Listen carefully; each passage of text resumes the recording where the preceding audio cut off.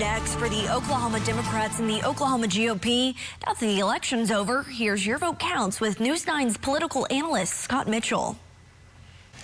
Good morning. The American people spoke loudly last Tuesday. Donald Trump will take the oath of office January 20th, and it looks like as of right now, the Republicans are going to control both chambers of commerce. We were all together on election night. We saw what was happening in real time, but after the election, your thoughts on that night? Yeah, absolutely. Well, 2 years ago, we heard about a red wave that was coming, and it didn't, but it came this Tuesday.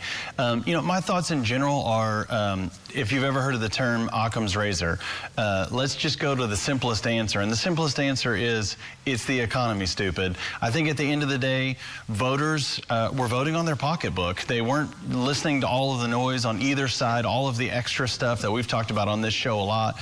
And it was just simply down to how much it cost them to go to the grocery store, how much it cost them to fill up their car at the gas pump, and that's what mattered most in this election. And the people of the United States believe that the Republican Party is the best to deal with their pocketbook right now. And so, again, Occam's razor, it's the simplest thing possible, and this time was the economy. It's a little early for Latin for me, but I get your point. Your thoughts about the few days since that election and the sea change that came? Well, I do agree with my friend Jason. It is, as James Carville said, the economy stupid. I said it on the show. I've said it in numerous interviews.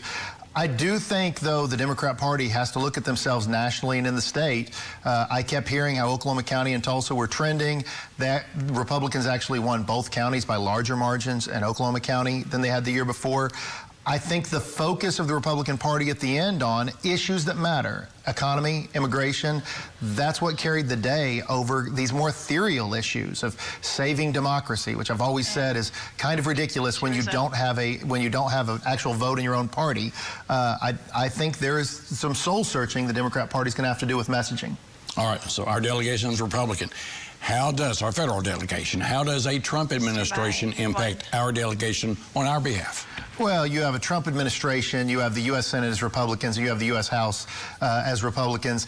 This is great for the state of Oklahoma. We obviously have Congressman Tom Cole, who, as I've said, is the most powerful Oklahoma House of Representatives member since Carl Albert was Speaker, Chair of Appropriations, Stephanie Bice on Appropriations. We have two other members up for chairmanships. We have appropriators in the Senate. I just think this is probably the most powerful Oklahoma delegation I can remember since we had the Speaker. This has been great great results for the state of Oklahoma. So good for Oklahomans is what you're saying. Your thoughts about the delegation and the influence now? Yeah, I mean, look, as the only state in the country that had no county that went blue is probably a good thing in a Trump administration with 7 of our delegation also being in the Republican Party.